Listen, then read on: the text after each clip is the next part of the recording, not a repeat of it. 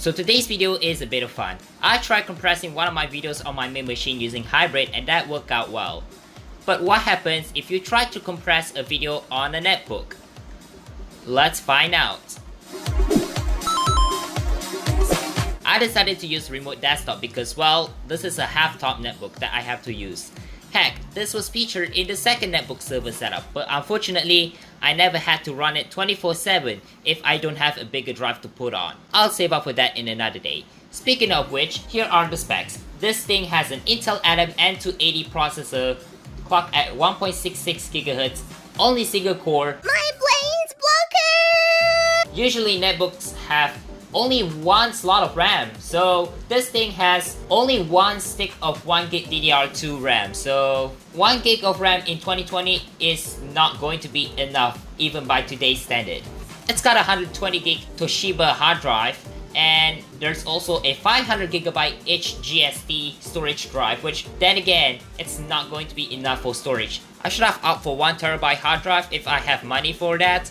But yeah, and this thing still runs Windows 7 32-bit. Reason why I have to stick with 32-bit because the Atom N280 does not have 64-bit support. I have hybrid installed, so I had to run it, try to do the first run with the Lenovo A6000 custom ROM video, which was approximately 857MB, which is quite large for a video rendered with Vegas Pro on my main machine. And then I had to set the audio handling to pass through all, because if I don't, I won't get audio after compression. Then I saved the compressed video to the videos directory.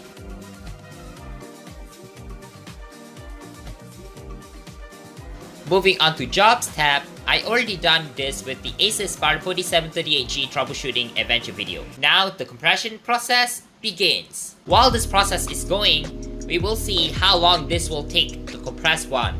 Remember, I started this process at 3:46 PM at 9th of May 2020.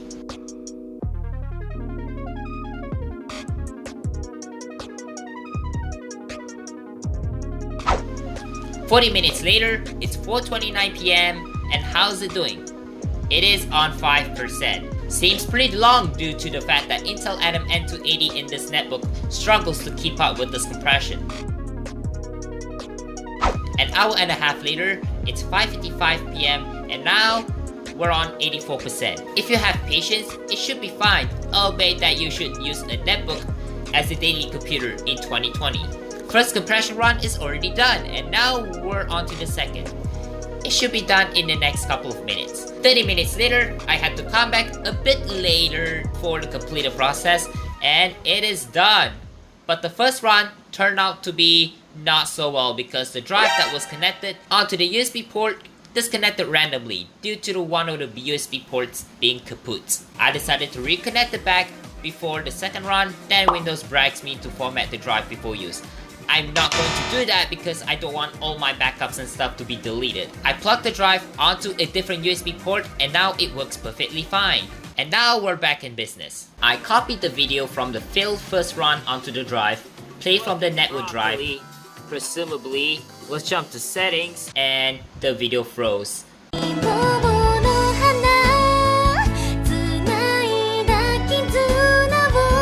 Audio looks fine, but the video. It's stuck on last few minutes due to unexpected event with the kaput netbook server. So yeah, I had to do the second run, but this time running 3 videos in a single run. First up is the phone collection video, which is about 603 megs in size for a 10-minute 60 frames per second video. And then the same video as the last run, then again it's about 857 megs. And then Oppo A5 2020 unboxing video in about 571 megs. Still pretty big for a 7-minute 1080p video. And now the second run begins. And the netbook is seriously working hard compressing 2 gigs in total for 3 videos I picked in the drive.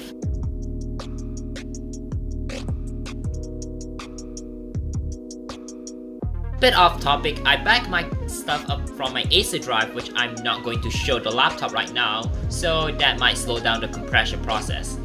This process actually completed overnight, which I never got around to record because I had sleep problems. Anyway, the compression was a success, which only took me 3 tries.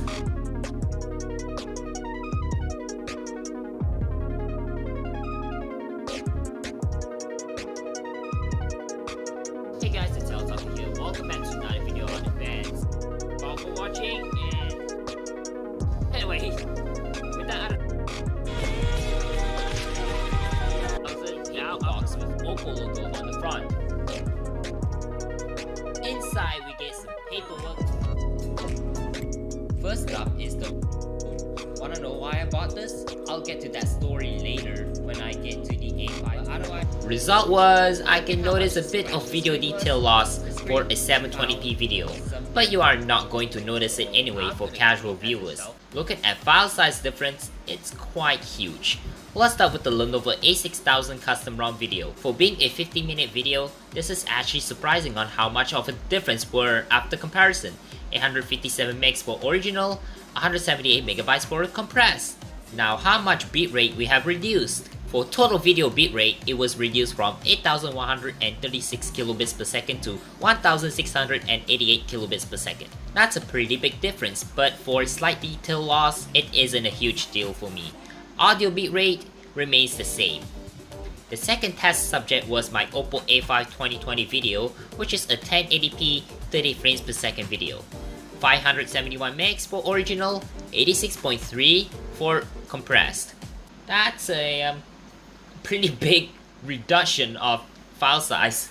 Total video bitrate wise, it was reduced from 11,149 kilobits per second from original to 1,679 kilobits per second on compressed.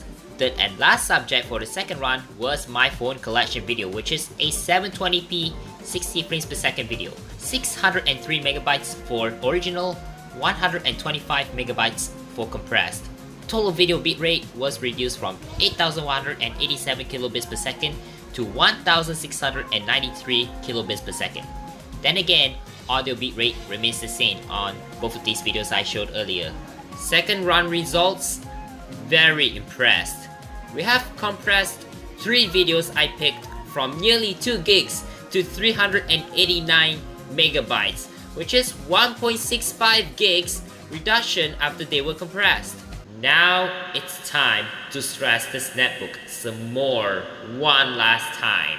I decided to give this the third compression run, but this time I have to compress 5 videos, and that is my Windows 10 19H1 video, which is approximately 1.03 gigs. That's pretty big. Windows 10 Extreme Light USB drive, which was 1.11 gigs, still pretty huge. Alcatel Pop C9 destruction video, which is not even a gig, 788 megs. Computer collection video, which is 530 megabytes, which is pretty small. And a second part of Armageddon keyboard modlock video, which is 785 megs. That's literally 4 gigs in total size.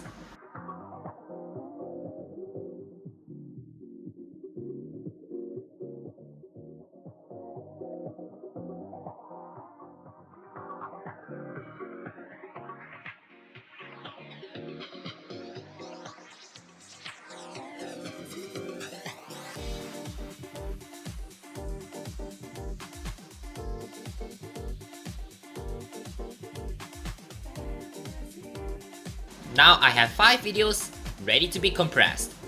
Time to fire up HW monitor for temperature check and task manager. Let's see if it actually completes the compression without a hitch. And the process begun. And the CPU usage spikes at around 100%. I started this at 4:09 PM, so gotta remember the time when I started it. An hour and a half later, the first compression pass on the first video completes and already moved on to the second compression phase. We'll see when the first video is completed.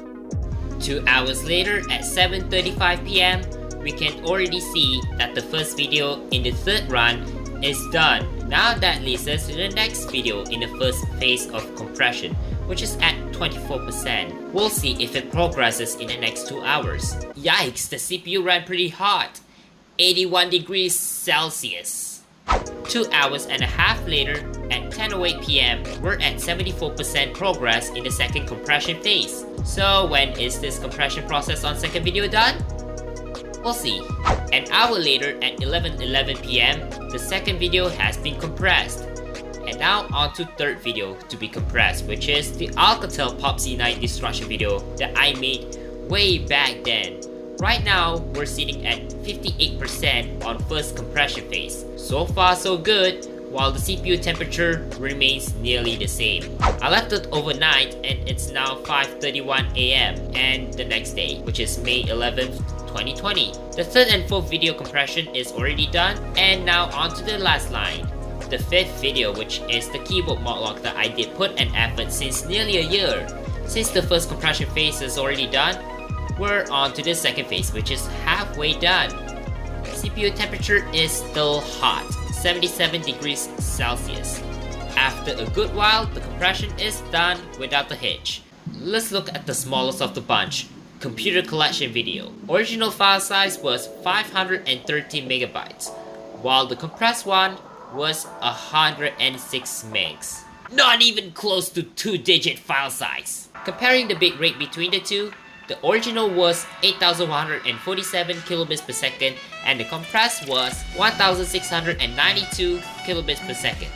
Moving on to the mod lock video, 785 megs for original, 162 megs for compressed.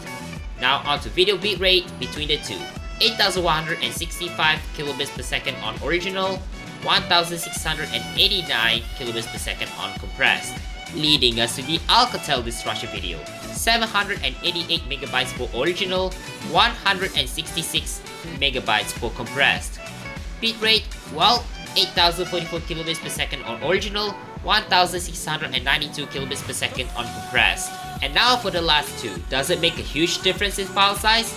Answer is kinda yeah. We'll start with Windows 10 19H1 video, 1.03 gigs for original, 221 megabytes for compressed. Video bitrate was 8105 kilobits per second on original, 1689 kilobits per second on compressed. Interesting, same bitrate as keyboard mod lock video after compression. Last but not least, Windows 10 Extreme Light video, which is the biggest of the bunch in the third run. 1.11 gigs on original, 220 megabytes on compressed, and that is 1 meg off from 221 megs on 19H1 netbook video, so that got sniped from the file size leaderboard. Okay, let's look at the video bitrate differences on the last one. 8757 kilobits per second on original, 1689 kilobits per second on compressed. Wait, what? Same bitrate as the other two? That's interesting, I guess. Now, what are the results? 4.23 gigs total for original, 875 megabytes for compressed. We have a winner. 3.35 gigs reduction after compression. Time to pop those onto the storage drive and play them on my host. And now for the moment of truth. Are these videos playable? Again, the answer is yes. Despite smaller size, it's playable. Then again, I can see some slight noticeable quality loss.